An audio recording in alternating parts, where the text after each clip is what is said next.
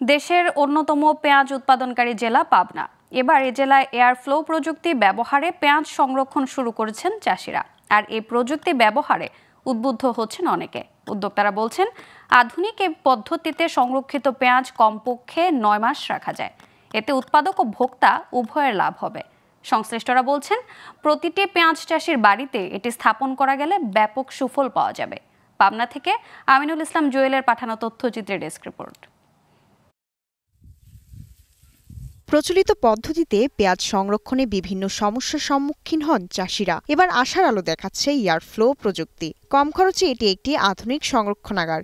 একটি সেমি পাকা ঘরে 10 ফুট দীর্ঘ ও 10 ফুট প্রস্থের একটি বাঁশের মাচা করা হয়। এতে টিনের বা ইটের দেয়াল তৈরি করে মোটর সংযুক্ত একটি এয়ার ফ্লো মেশিন বসিয়ে তৈরি করা হয় চেম্বার।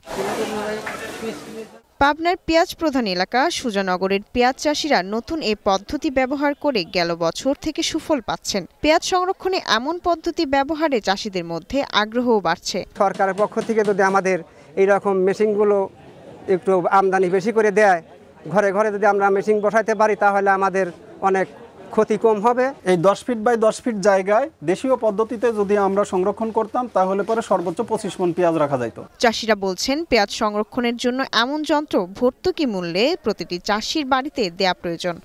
আমরা জায়গা বাসা কম লাগবে পাইনি, এই মেশিনগুলো থালি পরে আমার একটু সুবিধা হয়। পেঁয়াজ দেখে মনে হচ্ছে, আশা করতেছি যে সামনের যে 5 মাস আছে, এই 5 মাস পেঁয়াজ ভালোই থাকবে। এদিকে কৃষি বিভাগের মাঠ কর্মীরা জানান, মাত্র 18 থেকে 19 হাজার টাকায় একটি এয়ার ফ্লো মেশিন স্থাপন করা যায়। 35-30% পেঁয়াজ আমাদের নষ্ট হওয়া লাগে।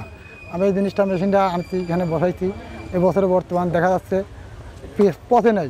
আধুনিক এই পদ্ধতিতে পেঁয়াজ সংরক্ষণ করা গেলে চাষিরা ক্ষতির হাত থেকে রক্ষা পাবেন, আর মুনাফাও বেশি পাবেন বলে জানালেন কৃষি কর্মকর্তারা। কৃষক সনাতন যে পদ্ধতি রাখে, সেখানে 20 থেকে 25% পেঁয়াজ তার লস হয়ে যায় পচন অথবা ওজন কমে যাওয়ার কারণে।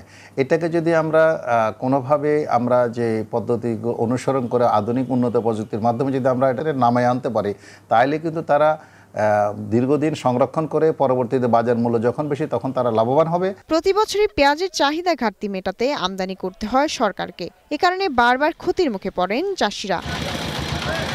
Global television news desk.